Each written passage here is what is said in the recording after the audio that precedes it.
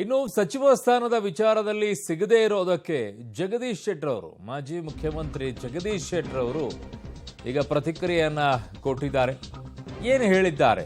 ನನಗೆ ಸಚಿವ ಸ್ಥಾನ ಸಿಗದೇ ಇದ್ದಿದ್ದಕ್ಕೆ ಬೆಂಬಲಿಗರಿಗೆ ಸಿಕ್ಕಾಪಟ್ಟೆ ಬೇಸರ ಆಗ್ಬಿಟ್ಟಿದೆ. ಬೇರೆ ಬೇರೆ ಕಾರಣದಿಂದ ನನಗೆ ಸಚಿವ ಸ್ಥಾನ ನೀಡಿಲ್ಲ. ಸದ್ಯ ಒತ್ತಡ ಪರಿಸ್ಥಿತಿ ಇದೆ, ಮುಂದೆ ಒಳ್ಳೆಯ ಸ್ಥಾನದ ಭರವಸೆ ಇದೆ ಅನ್ನೋದನ್ನ ಜಗದೀಶ್ ಶೆಟ್ಟರ್ ಹೇಳಿದ್ದಾರೆ. ನಾನು ಯಾವುದೇ ಷರತ್ತು ವಿಧಿಸಿ ಕಾಂಗ್ರೆಸ್ ಸೇರಲಿಲ್ಲ ಅಂತ ಈಗ ಹೇಳ್ತಾ ಇದ್ದಾರೆ. ನನ್ನ ಒಬ್ಬನನ್ನ ಸೋಲಿಸಲು ಹೋಗಿ ಬಿಜೆಪಿಯೇ ಸೋತು ಬಿಟ್ಟಿದೆ ಅಂತ ವ್ಯಂಗ್ಯವಾಡಿದ್ದಾರೆ ಹುಬ್ಬಳ್ಳಿಯಲ್ಲಿ ಮಾಜಿ ಸಿಎಂ ಜಗದೀಶ್ ಶೆಟ್ಟರ್ ಅವರು.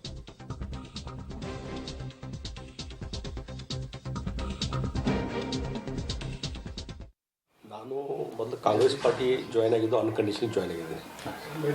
ಆಮೇಲೆ ಮುಂದೆ ಕಾಂಗ್ರೆಸ್ ಪಾರ್ಟಿ ಯಾವುದೇ ಸ್ಥಾನಮಾನ ಕೊಟ್ಟಿದ್ರು ಆ ಜವಾಬ್ದಾರಿ ನಿಭಾಯಿಸ್ಲಿಕ್ಕೆ ತಯಾರಿದ್ದೀನಿ ಅನ್ನುವಂಥ ಮಾತನ್ನು ಸ್ಪಷ್ಟವಾಗಿ ಹೇಳಿದ್ದೆ. ಹೀಗಾಗಿ ಈ ಕ್ಯಾಬಿನೆಟ್ದಲ್ಲಿ ಮಿನಿಸ್ಟರ್ ಆಗಬೇಕನ್ನುವಂಥದ್ದು ಭಾಳ ಜನರ ಅಪೇಕ್ಷೆನೂ ಇತ್ತು.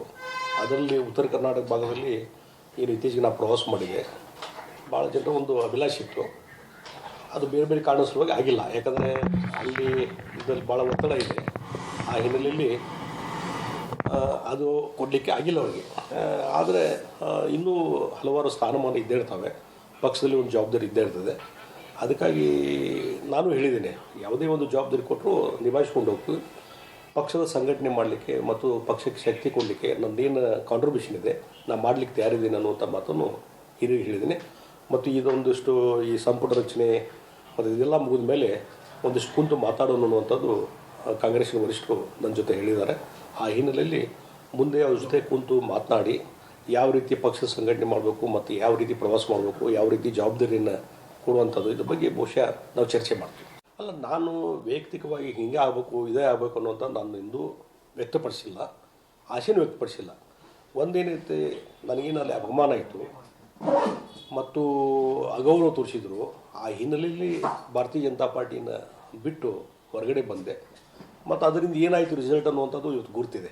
ನಾನು ಒಬ್ಬ ವ್ಯಕ್ತಿಯನ್ನು ಸೋಲಿಸ್ಲಿಕ್ಕೆ ಹೋಗಿ ಇಡೀ ಭಾರತೀಯ ಜನತಾ ಪಾರ್ಟಿಯನ್ನು ಸೋಲಿಸುವಂಥ ಕೆಲಸವನ್ನು ಭಾರತೀಯ ಜನತಾ ಪಾರ್ಟಿ ನಾಯಕರು ಮಾಡಿದರು. ಅದರ ರಿಸಲ್ಟ್ ಏನಾಗಿದೆ ಗುರ್ತಾಗಿದೆ. ನನಗೇನೊಂದು ಗುರಿ ಇತ್ತು, ಆ ಗುರಿ ಸಾಧನೆ ಮಾಡಿದ್ದೀನಿ. ಮತ್ತು ಕಾಂಗ್ರೆಸ್ ಪಾರ್ಟಿ ಏನು ಸಹಕಾರ ಕೊಡಬೇಕಾಯಿತು, ಸಹಕಾರ ಕೊಟ್ಟಿದ್ದಾರೆ.